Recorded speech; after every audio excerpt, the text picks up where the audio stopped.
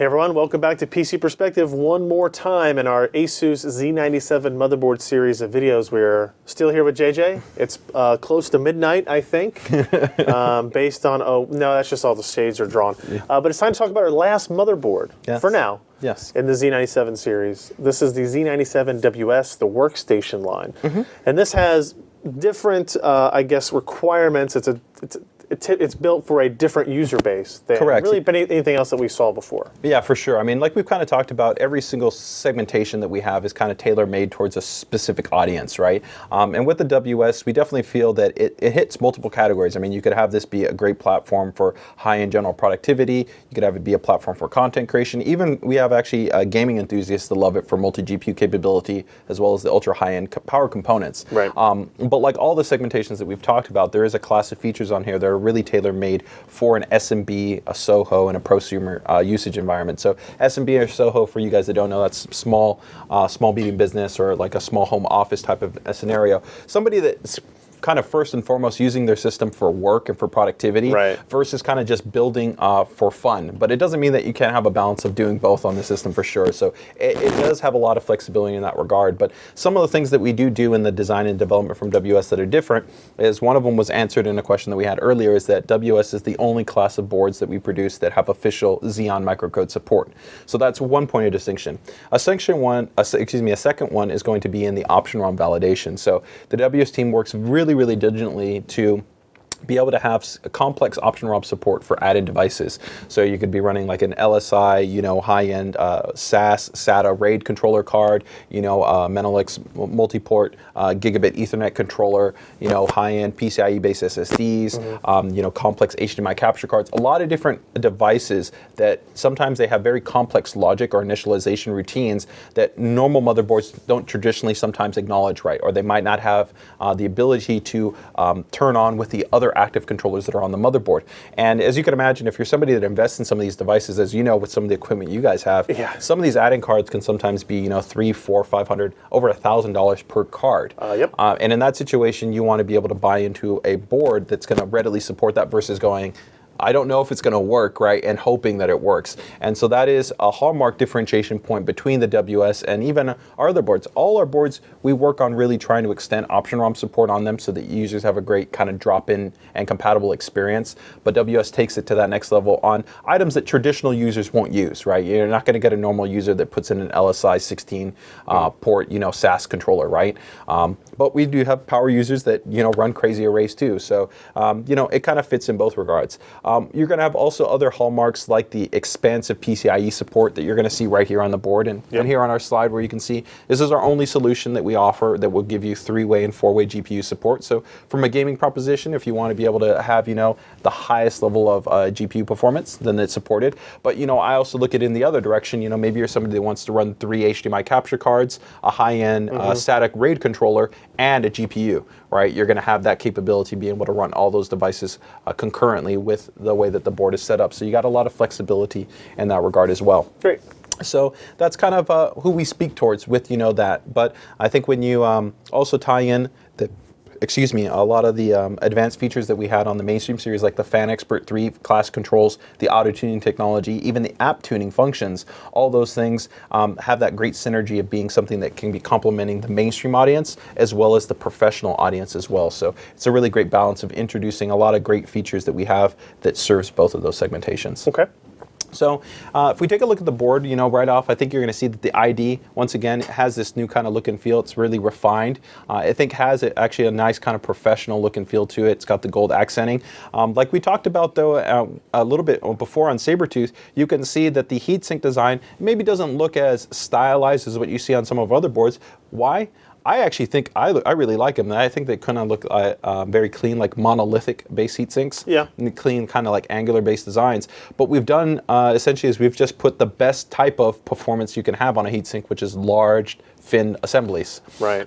Because on WS it's about thermal efficiency and performance versus necessarily prioritizing towards a balance of thermal performance with aesthetics. Now, if we take a look at the component quality, top notch across the board. This is going to feature the absolute best power topology that we have on any Z97 series motherboard. Wow, so they have the highest grade inductors that we have. These are 60 amp rated inductors, as you see right there, which even their unique design has superior thermal dissipation properties. You can see there's actually ridging on the top and the bottom of the actual inductor. Directly, of course, below the heat sinks, we have these ultra high performance international rectifier integrated MOSFET and drivers, which are extremely efficient at thermal dissipation, have very high voltage thresholds, really just outstanding parts. And then all the capacitors on the board are first in the industry, which are 12K rated caps. So even compared to what we have on Tough and ROG, which are 10K, these are 12K rated capacitors. But they also still maintain the improved performance on extremely low temperature tolerance and on extremely high temperature tolerance. So in every respect, you're getting a board that's amazing from a stability and efficiency standpoint, whether it's going to be at stock or whether it's going to be even if you overclock. We have actually a lot of SI partners and enthusiasts that, once they dial in really solid and stable overclocks, they appreciate the improved performance that they get in content creation and rendering and whatnot. Yeah. Now, tying in with that, one of the new features that I was discussing with you is that our ProCool power technology implementation, which if we take a look at all the power connectivity that we have on the board. Might be really hard to see. It is difficult. Let me see if I might have a slide for it. So see if I can show this a little bit. The light's not getting inside the connector. Yeah, so here I have a little bit of a kind of a slide that you might be able to see. But essentially, normally, the internal connections, they're good quality, don't get me wrong, because every motherboard that we've had before has had a previous design, but we looked at how we could improve upon the efficiency of the board as well as the overall power delivery performance. And what we've done is we essentially do not have any hollow contacts on the 24-pin power connection as well as on the CPU power connection. And on the add-in PCIe power. And so all that allows us to, as you can see here through the thermographic IR camera, we have lower temperature performance as well as we improve the actual power efficiency when it's being driven. And the reason why this was implemented really actually came from the aspect that most higher end workstation configurations are under a high level of consistent current load. So that means like you're rendering, for maybe 10 hours on end, or you're doing consistent computation work. So you're consistently pulling in. So it's just about that focus of trying to minimize temperature and be able to get the best performance possible. In addition to that, the board you'll probably also feels heavier to you because it's actually on a higher PCB layer count. There's actually additional copper planes in there as well. So overall, even the physical topology of the board's been improved for better thermal efficiency and for better performance. So that's a little bit of information just on the choke-based design as well. Now this is one of the new features that we've introduced here, which is pretty cool. So if we look at the bottom of the board, we have a dual debug post LED. So for you guys that use that, that would of course be information to let you know when the system is having an issue powering on or posting. Right. Now we still have the QLED technology like we have on the other boards. So for the CPU, the memory, the graphics card, and the boot device, but we also now have the ability that you can connect a USB flash drive and then download the actual postcode information directly to that flash drive so you can more easily see issues that you have with troubleshooting a device. Now, where this could become valuable is you imagine, like in your WS-oriented systems, you have a lot of add-in devices, right? Right. So if your system was to potentially have an issue of stability or it wasn't posting correctly, sometimes that can be really hard to troubleshoot because you don't know, do I need to pull this out or is it the CPU or is it the memory? Usually we start by just pulling everything out that you can and seeing what works, but that's a hassle. Yeah, it's a hassle. So now you can first start off with this, look at the entire Q code log report and see that information and see if immediately you just see, oh, okay, it's reporting to you an issue with the memory or maybe with this add-in card or initializing this option or controller. So this makes the overall debug process in these more complex configurations a lot simpler for users to be able to take advantage of. Okay. So this is a really nice feature. Now, in addition to that, we also have Dr. Power. So Dr. Power is something that we previously implemented on the boards, which helps you to monitor total power consumption on the system. As you can see right here, sometimes in a complex setup, you might be having a lot of devices that are concurrently pulling a lot. And sometimes you can actually get to the point of having close to full thermal load on the PSU. And in that situation, potentially either the PSU can lose efficiency and lose stability. So what we've decided to do here is be able to give you a message that occurs in the operating system, lets you know that you're nearing close to the peak power output, essentially, of what your system can readily handle. Does it how does it know what power supply you're using? I guess? It doesn't know what power supply you're utilizing, but what it does is it can measure the draw. Our system can dynamically leverage essentially how much is being pulled through the system. And once we measure that information, we can check actually whether or not power is being effectively delivered to the rest of those areas. Okay. And if there's an issue in that regard, we can alert you to that. And so essentially you'll just be prompted with a message that lets you know you're nearing where you may potentially have a power issue. And if that's the case, maybe you should shut down either one of those applications to bring down power consumption, right, or shut down your computer. Okay. So in most situations, most of you guys, if you effectively using your system, and of course you have a very good quality power supply, and you've got more than enough headroom spec'd into the way you built your system, you shouldn't run into this problem. But this is kind of one of these things that sometimes it crops up over time. You know, maybe people add a couple more hard drives, or they add another device in, and they don't realize that maybe they're running into things, or even things like thermal efficiency. The hotter something runs, of course, the lower its efficiency is. Right. So all these kind of play in, and we're just trying to incorporate another feature here to be able to give you guys the best stability for how you're working with your platform. So this has also been updated for this generation to give you two LEDs on the board to help you to highlight on whether or not you're receiving actually adequate power on your system as well. Okay. So that's in conjunction to the CPU and the VGA and the DRAM and the memory, boot device, the QLED that is on the board. That's in addition to. Gotcha. Correct, yes. So that's our Dr. Power. Now, this board, we won't re-go over it because we discussed it in our mainstream series, yep, but this board features the full 5-way optimization suite. So you get the full auto-tuning technology, the app tuning, and Fan Expert 3. So every single one of those headers gives you 3-pin, 4-pin control, DC, PWM output, and the board also features the optional temp sensor header there. So you have a lot of control at how you can map all that stuff and really have the absolute best fan controls, which I definitely feel in a content creation system has even more value at being able to control your airflow and set everything up. Plus, you get, of course, all the expansion support. So you got Thunderbolt add-in support, which squarely aligns. This is a mini DP port. That's correct. That's a mini not DP. A Thunderbolt. Not it's on, mini display port. Correct. Not onboard right Thunderbolt. Okay. Yeah. But speaking of that, if we do take a look there at the back I/O, you've got everything that you could really want. We keep eSATA, which we've moved away from on some of the other boards because still in the content creation community, there are some users that have like Sans Digital like external enclosures for like multi-array hard drives and stuff like that. So they still might want eSATA for multiplexing, things like that. For the Ethernet, we have dual Intel Gigabit Ethernet connections, with one of them being the LM series, which means that you have professional server-grade OS support. So not just consumer OS level, but if you run Windows Server on the board, you'd actually be able to have guaranteed support for the Intel Network Pro set. And that's an important feature for you guys that don't know. For the users that are a little bit more professional in network management usage, the Intel Pro set has a crazy number of options for things like RSS and MSIX and all kinds of management performance options to be able to let you do crazy and cool stuff. If you guys do like virtual machines too, there's a lot of virtual machine options and some really, really cool stuff there. But the rest of the feature set is pretty much what you would expect, with TurboLAN support for the NICs also, so you get that benefit. For support for the 4-way GPU, we're using a PLX PCIe 3 chip. Just like in previous generations, you got a multiplexing chip on board to be able to go ahead and give you that 3-way and that 4-way support. Because as you know, the PCIe lanes that are natively given from the CPU are limited in terms of being able to support that. So any Z97 motherboard can effectively only do two-way Crossfire, two-way SLI, with the exception of you could kind of get away with it on AMD because AMD has lower requirements, whereas NVIDIA technically will only allow an 8x-based solution for a third GPU. So you still get two eSATA, you still got the M.2. Is this SATA and PCIe? Or? Yes. So for this storage array, you've got PCH, M.2, which is SATA and PCIe, as well as SATA Express.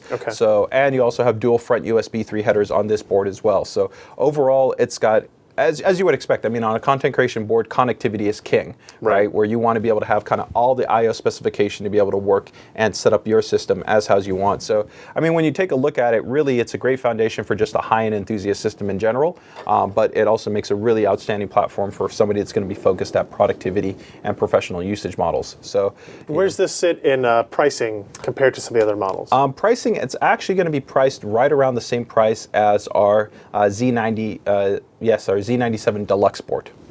So it's pretty much the same price. At that point, I think their MSRP is $290. So it kind of comes into, Deluxe has integrated 802.11ac with Bluetooth support. It also still has 2 NICs, but it doesn't have, eSATA. Doesn't have the PLX chip. But it doesn't have the 3-way and 4-way support. So, there's a balance. Both are outstanding boards. Although the Deluxe, we didn't note in our mainstream overview, does feature a Gen 2 based oriented PLX. So even compared to the Pro, it can maintain more concurrent active PCIe lanes active, as opposed to less controllers being actively have to be shut off if you start to use more lanes on a board. That's right. We did forget it has because I think Maury brought that up on our podcast last night, that it has a PLX chip on there, but it's not for... It's actually not from PLX. I just use that as an interim. For this generation, it's actually from AS Media. So it's a multiplexing... It's a bridge chip. It's a multiplexing chip. Okay. Yeah. Okay. Correct. But that's for I/O, not for graphics. Correct, for graphics, It's there purely from the perspective that if you're somebody that wants to use like SATA and dual NICs at the same time, and you're going to have Crossfire SLI enabled, it gives you that flexibility, which makes more sense. As you go into a Deluxe class user, you're probably more likely to be running more of a complex configuration than, let's say, something like on a Z97-A, where you're probably running 1 GPU, some storage, but you need less concurrent active PCI lanes being active. Probably not doing 10-hour rendering. Yes, and you're probably not doing that as well. Yeah. So outside of that, of course, there is also official support where we talked about option ROM support, where we have official support for things like Xeon Phi, Quadro, Tesla, Fire GL. So for users that are looking for those professional class of add-in cards as well, they're officially supported as part of the UEFI initialization policy. We had a couple questions from Hajin in the chat. This has the same RJ45 port that we showed earlier? You're talking about the LAN guard feature for ROG. Sadly not. It is not. But in terms of just improved reliability, keep in mind that we talked about the ASUS 5X protection policy, where they have the improved ESD diodes for surge protection. So historically, we're always going to be better than competitors in that regard as far as having the port be more protected. But in terms of having that improved internal composition, that has not been evolved yet there. But you still have better tolerances for surge and spikes due to the inherent 5X design. Okay. Any plans for ASUS to integrate 10 gigabit Ethernet on any boards like this one? We actually have discussed it internally.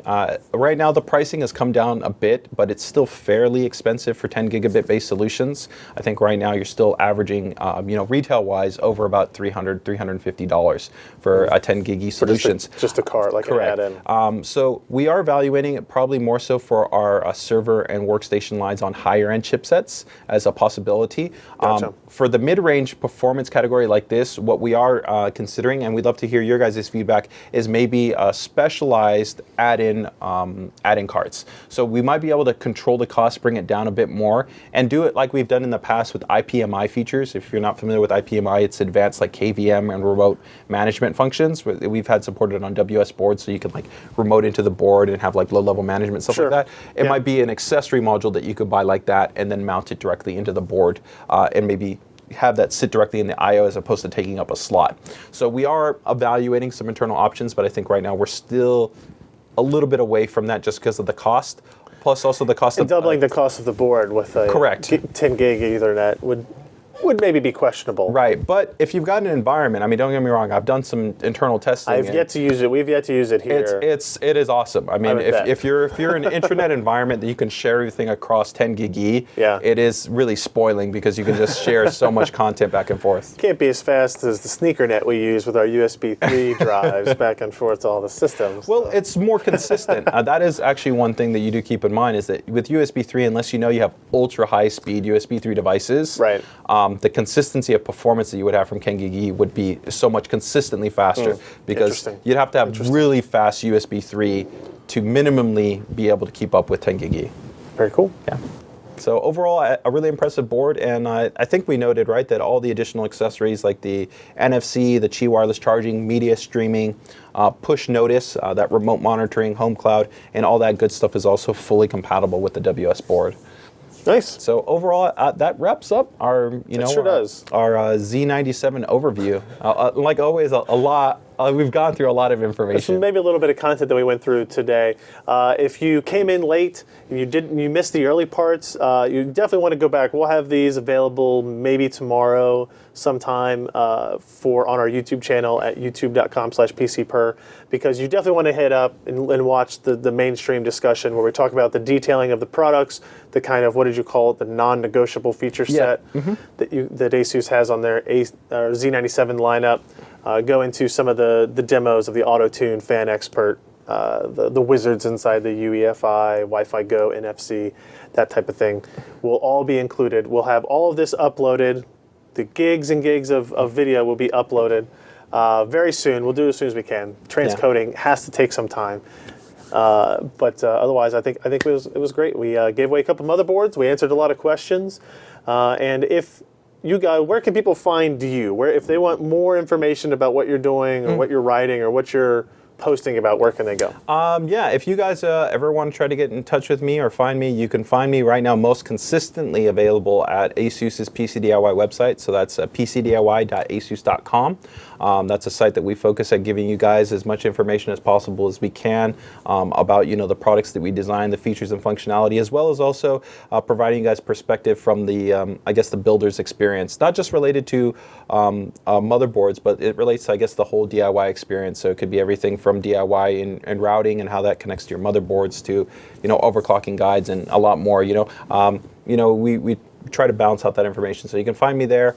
And if you want, feel free to email me at the site too. It's pcdiy@asus.com. pcdiy@asus.com. Yep. Cool. I want to thank everybody for joining us. It was an eventful day. It was a long day, but I think we got a ton of information out of this. And big thanks to JJ for coming out and bringing all this. Thank you so much, as always, for having me. And I thank you guys for tuning in. As always, it's been my absolute privilege to be able to talk to you guys about the hardware designs that we've put the time and effort in because of you guys being actually interested in being builders and wanting. There are very few people in the industry that believe in their product more than what he believes in his products, right? And it comes across, and that's why you are so good at presenting it. Well, I thank to you. our audience. So if you want to find more of us, we'll be at pcper.com. We have more live streams coming up. We do our podcast every week at pcper.com/live. And if you want to find that schedule, you can just go to pcper.com on the right-hand side. You'll see that live schedule. If you want to know when we do other live streaming events, you can go to pcper.com/subscribe and sign up. We send out an email before we ever do. Usually it's either 5 minutes or 45 minutes before we do the live stream, depending on when I remember to send that email. But we'll do a bunch of stuff, and we got new sets coming in, and we're building a lot of stuff, so we're going to be doing a lot more of that in the not too distant future. So thank you guys for joining us. Really appreciate it. This wouldn't be possible without everybody tuning in, watching, and participating. And to everyone else, if you missed the other stuff, we'll have it soon. It'll be there. Good night, everybody.